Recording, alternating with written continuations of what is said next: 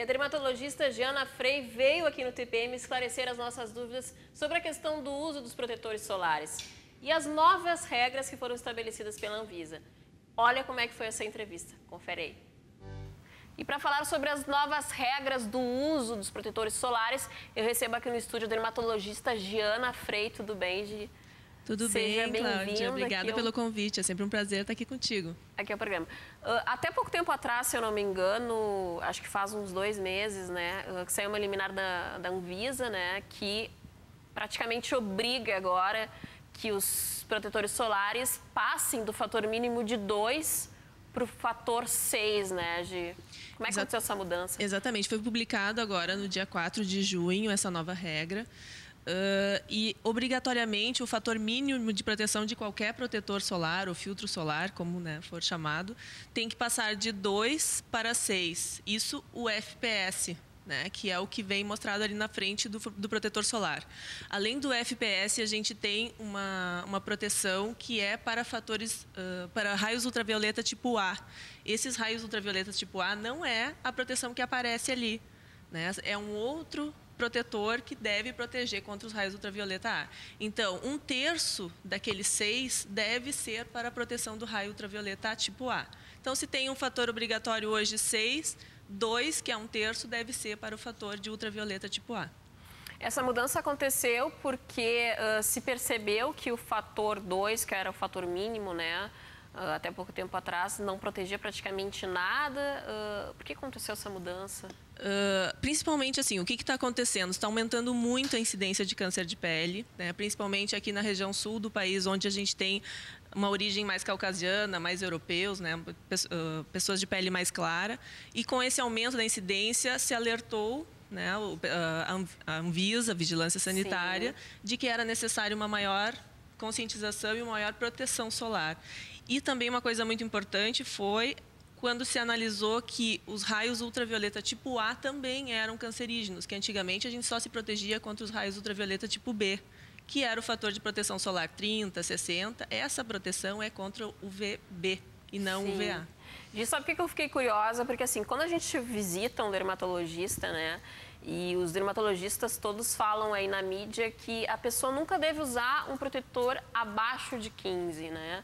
Sempre acima de 15, para proteger bem a pele, né?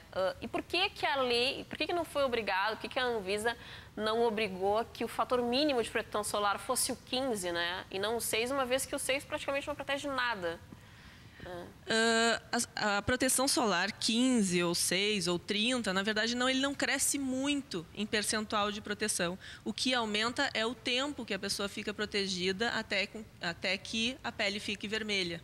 Sim. Então, hoje a proteção 15, A questão não é, então, de aumentar a proteção, ele protege por mais tempo. Aumenta um pouco, claro. De 6 para 15 acaba aumentando bastante. Mas, por exemplo, de um 15 para 30, aumenta de 93% para 96%. Aumenta 3% a proteção.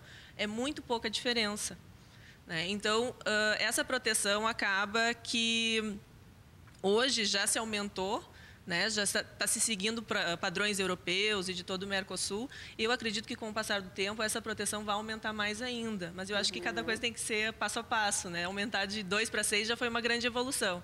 Acho que é meio importante, vai reduzir a incidência de câncer, esperamos, né? Até com a conscientização. Mas eu esperaria que fosse realmente um 15 também. Com certeza, vai ser bem melhor. Mínima. Se você que está em casa, está assistindo aqui a minha entrevista com a Giana Frei, quer participar, tem alguma dúvida, participa aqui ao vivo. A Samantha Herzog, hoje eu acertei o nome dela, está aqui recebendo as mensagens via SMS que você mandar também. Pode participar pelo nosso e-mail do programa, tpm@ubratv.com.br. Sabe qual é o nosso telefone aqui para o pessoal mandar mensagens via SMS? Bom dia, Cláudia. Você que quer participar do programa mandando perguntas, sugestões de pautas, só mandando recados, você pode mandar pelo número 9282-3806. Segue lá nós na página do Twitter, que é a TPM_UbraTV. Curte a nossa página no Face também, que é o programa Tudo para a Mulher. E não deixa de participar, porque a participação de vocês é importante para nós aqui. Bacana, o pessoal tem que participar mesmo. E, Gi, os fabricantes vão ter um tempo para que essa mudança aconteça? Sim, foi dado um prazo de 24 meses, né, para que se estabeleça essas novas normas. E para produtos que já estão produzidos, eles têm até o final da sua data de validade, ainda podem ser comercializados, né? Então, a partir de junho, é dado 24 meses, então, para essa nova normatização entrar em vigor. E esses protetores solares, a partir dessa liminar aí que aconteceu em junho, né, eles vão passar por testes mais rigorosos, né? Sim, uma das novas regras, normas dessa liminar também é que tenham novos testes, né, e novas formas de normatização para que se aquele fator de proteção solar que é divulgado, ele está correto, né, ele realmente funciona. Além disso, também a rotulagem vai ser toda normatizada de que deve ser aconselhável reaplicar o protetor, de que não deve ser aplicado só uma vez ao dia, né? E, enfim, tem outros. Não pode ser dito que ele é completamente à prova d'água ou resistente à água, desde que tenha testes para isso. Então, ele não pode mostrar sem testes. Não pode ser divulgada também que existe 100% de proteção, que isso não existe. E coisas que já vinham acontecendo e que hoje vão ser normatizadas e não vão ser mais poder ser divulgadas. Na verdade, a questão da reaplicação ainda é pouco divulgada, né? As pessoas não falam muito na questão de levar o protetor solar sempre na bolsa, né? E um outro fator importante, né, a gente estava passando por um veranico aqui no Rio Grande do Sul, né? O tempo estava meio maluco. A gente vai começar agora, o frio vai vir a partir de sábado, se eu não me engano, aí vai fazer 5 graus. Aqui no estado, em algumas regiões, e as pessoas, né, principalmente os gaúchos, né, porque quem mora nos outros estados tem aí um período de verão mais longo, dá para curtir a praia por mais tempo, leva o protetor solar, principalmente porque a gente sempre associa protetor solar com verão, né? Infelizmente, a gente tem esse hábito e ainda não foi incutido nas pessoas a questão de é preciso usar protetor solar todos os dias, né? É preciso usar o protetor solar todos os dias, seja inverno, seja verão, tenha chuva, tenha sol. Em dias de chuva, em dias nublados, também a gente tem uma radiação muito alta, as nuvens elas filtram muito pouco, né? Então, a radiação chega de uma forma quase da mesma forma quando não tem nuvens. Então, eu sempre oriento assim, aplica protetor durante todo o ano. No inverno, a gente tem uma diminuição dos raios UVB, porém, os raios UVA, que também hoje foram descobertos cancerígenos, tem uma distribuição durante todo o ano e durante todo o dia, inclusive dentro de ambientes fechados, né? Os raios ultravioleta tipo B, eles não atravessam os vidros, ou muito pouco, porém os raios ultravioleta A atravessam vidros. Então, a gente está dentro do carro, está no trabalho, onde tem radiação solar, a gente está também sendo irradiado. Quais são as áreas que a gente tem que tomar mais cuidado, né? As mãos, o rosto? Eu diria assim, áreas que agora a gente... no inverno, né? Claro que no verão a gente fica com o corpo mais exposto, né? Aparece mais os braços, as pernas, e aí... e no inverno, né? Quais são as áreas mais expostas, geralmente, durante todo o ano, acaba sendo o rosto, o colo, porque às vezes mesmo no inverno a gente acaba mostrando uma certa parte do pescoço e do colo, e as mãos. Então, essa região eu diria que a gente tem que proteger sempre, inverno e verão. Durante o verão, as pessoas que têm costume de estarem na praia ou tomando sol, né? Que hoje muita gente já não toma mais sol, tem que proteger o corpo inteiro, né? De uma forma que, usando, enfim, roupas, chapéus, ficando na sombra, ou se vai tomar banho de sol, aí sim usar um protetor bem forte. Sim. Gito, falaste, agora tocaste num assunto interessante.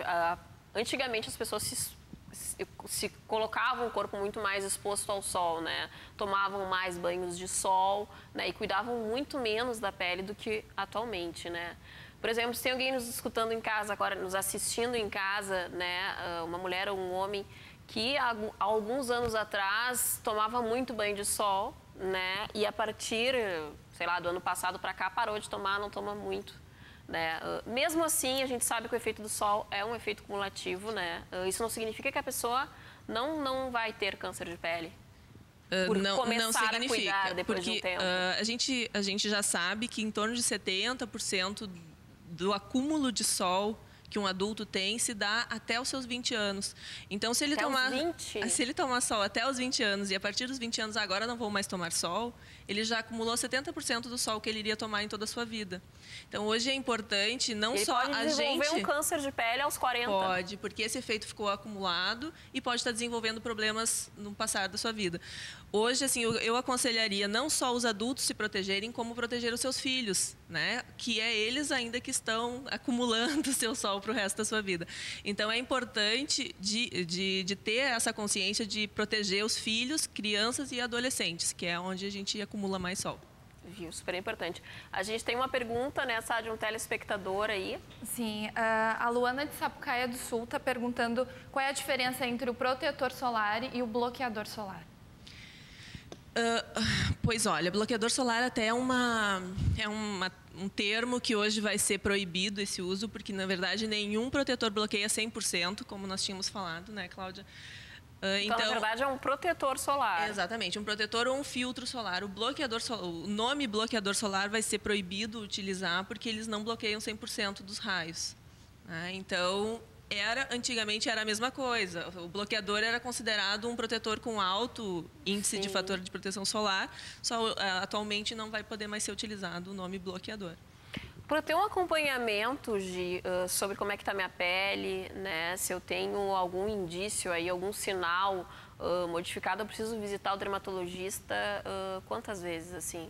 O que é recomendado? Se tu é um indivíduo de pele muito branca, que tem várias pintas por todo o corpo, a primeira coisa que a gente tem que ter é Pintas de qualquer tipo? Por exemplo, eu tenho aqui no pescoço uma que é a mais saliente. Esse tipo de pinta que a gente tem que ficar acompanhando, né? Nossa, claro. eu tô ralada aqui, tem né? várias pintas. Pele clara, exposição à luz, pinta saliente. Mas vamos assim, as pintas que já vamos pro exame. As pintas que são que a gente chama de bonitinhas, né? Bem redondinhas, toda ela com a mesma cor, pequenininhas, enfim. Essas geralmente que se não mudarem durante o curso da tua vida, a princípio são tranquilas, mas é importante que a gente observe, saiba onde elas estão, né? Se a gente tem alguém que possa estar cuidando das nossas costas, porque tem regiões que a gente não consegue cuidar sozinha, né? Que pelo menos observe para ver se houve mudanças. E o ideal sempre é realmente procurar um dermatologista para analisar essas pintas, às vezes fazer exames fotográficos até, para que a gente não vai lembrar, né, depois de um tempo como é que eram as pintas, mas a gente se faz os exames fotográficos para ajudar. Coceira, sangramento em pintas, pintas mais avermelhadas, pode ser um sinal de câncer de pele? Eu diria assim, se uma pinta ela não tem nenhum sintoma e ela começa a ter sintomas, né, ou descamação, ou o próprio sangramento, é sempre importante, né, visitar um dermatologista para uma análise. Fazer uma avaliação. A gente tem mais uma pergunta, né, Sá? Sim, o Carlos de Porto Alegre, ele está perguntando, é verdade que acima de 30, o número 30, né, de FPS, não existe diferença entre os protetores? Existe uma diferença muito pequena, né, uma diferença quase que insignificante, digamos assim. Um protetor com fator de proteção 30, ele tem 96% de filtragem, digamos assim, dos raios solares. Um protetor 60, ele tem 98%, mais ou menos. Essa é uma diferença de 2%. O que vai mudar? O que significa o FPS? Uma pessoa fica no sol, digamos, 2 minutos e fica vermelha. Se um FPS 30, é porque ela tem 30 vezes mais tempo para ficar no sol antes de ficar vermelha. Então, ela ficaria 60 minutos. Então, o que muda é isso, realmente o tempo que a pessoa pode ficar exposta ao sol. O importante, né, Gê, para falar para o pessoal aí, é andar sempre com o protetor solar na bolsa e reaplicar, né? Sim, é sempre indicado que reaplicar o protetor, aplica de manhã cedo antes de sair de casa. No caso de ir ao sol mesmo, ou à praia, usar 30 minutos antes da exposição solar, né, para que tenha tempo do filtro se estabilizar e realmente proteger. Tem que cuidar da pele. Gi, muito obrigada pela presença aqui no programa e pelas orientações aí sobre o uso do filtro solar. Bem, o programa de hoje fica por aqui, mas amanhã a gente se encontra com muito mais ainda para você. Um super beijo, tenha um ótimo dia e não esquece, fica com Deus. I don't practice